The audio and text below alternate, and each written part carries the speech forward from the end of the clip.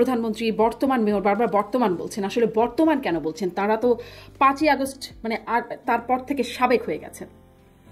কিভাবে, কোন আইনে? সুপ্রিম কোর্ট রেফারেন্সে তার মতামত জানিয়েছে এবং সেখানে স্পষ্ট করা হয়েছে যে প্রথমত দুটো জিনিস বুঝতে হবে শামিন আপা, সুপ্রিম কোর্টের reference will not dictate our constitution. কেমন?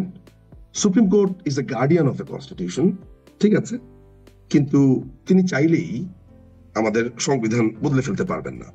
আপনি জানেন সাম্প্রতিক সময়ে যে একটা নথি রেফারেন্স কল করা হয়েছে, যে কে তাকে এটা চেয়েছে, কে আবেদন করেছে, সেই নথি দেওয়া হোক, সেটা কিন্তু সুপ্রিম কোর্ট দিতে পারেনি।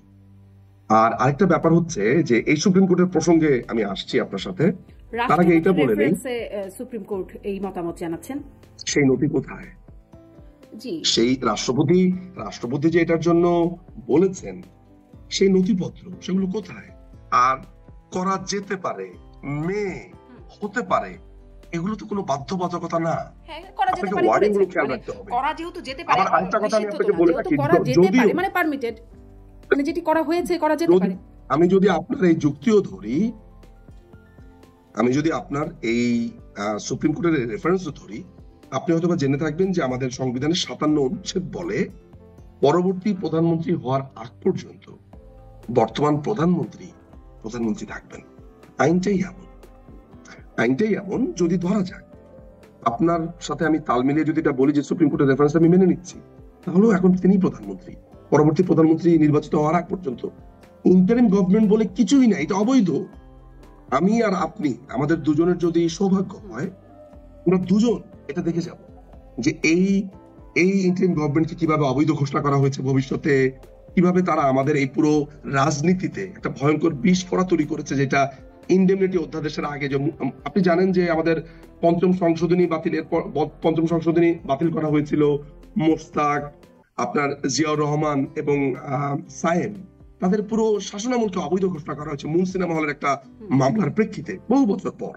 ফলে এটা একটা মানে এখানে তর্কের কোনো জায়গাই নাই যে এটা একটা অবৈধ।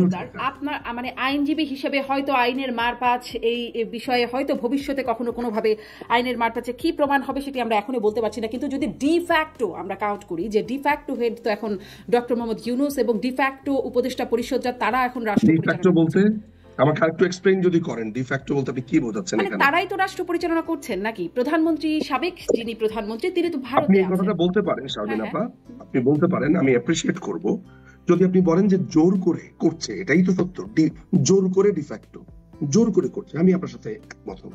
কিন্তু এটা দেখেন, আমি আওয়ামী লীগ সমর্থন করি বা অন্য কেউ বিএনপি সমর্থন করে, কেউ জামাত সমর্থন করে, আসলে এখানে এই জায়গাটা তর্কের না, আইনে। আমি আর আপনি দুজনই যদি আইনের বইটা হাতে নেই, I am quite sure we both are capable enough to understand the simple article of the constitution. There is no provision called interim government. অন্তর্বর্তীকালীন সরকার যদি ফিরেও আসে ত্রয়োদশ সংশোধনী আপনার পুনর্বহালের মাধ্যমে, তারপরেও ইন্টারিম গভর্নমেন্ট বলে কিছু নেই। অন্তর্বর্তীকালীন সরকারটা আলাদা জিনিস, ইন্টারিম গভর্নমেন্ট আলাদা জিনিস।